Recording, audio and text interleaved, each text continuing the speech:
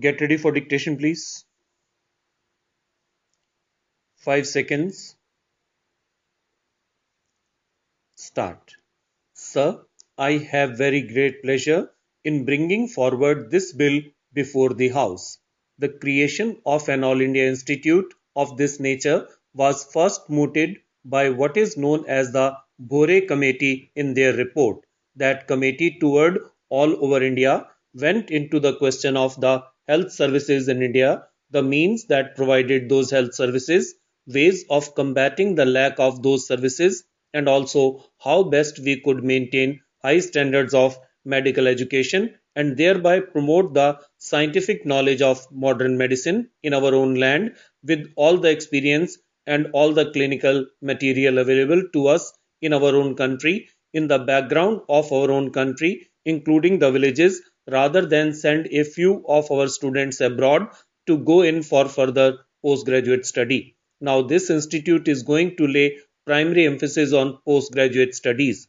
As I have just said, it is said that today, up till now, we have had to depend on scholarships, whether governmental or from abroad, such as the Rockefeller Foundation, is good enough to give us to send a few chosen representatives of the medical profession to outside countries to get their postgraduate studies in the various limbs of the medical profession.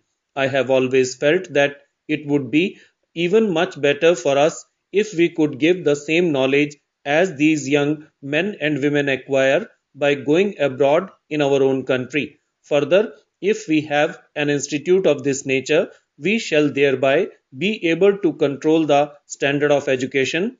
We shall be even able to make changes in the curriculum of our medical education and thereby give not only to this country but also through our country to the world something different, something that we from our rare experiences will be able to find as we go along this exploratory path of progress.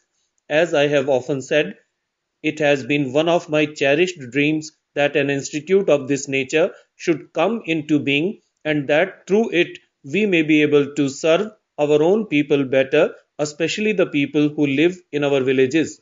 Our educational institutions have up till now been always located in the cities. This is also being located in Delhi. You may say a city, but we are going to have village hospitals. When I refer to medical education, I refer to modern medical education.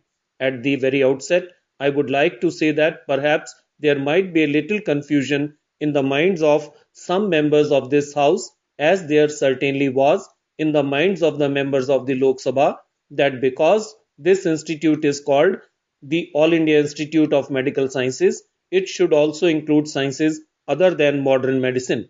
I have to say that if I had not been given a very large sum of money, £1.25 million by the New Zealand government under the Colombo Plan to start an institute of modern medicine, I should probably never have been able to get our government to give me that amount of money to start with. This is not a new scheme. It has been before both houses because money for it has been budgeted over the last 4 years. There have been some delays in starting it, but there was no question ever of this institute being anything except one for developing modern medicine which are allied to modern medicine.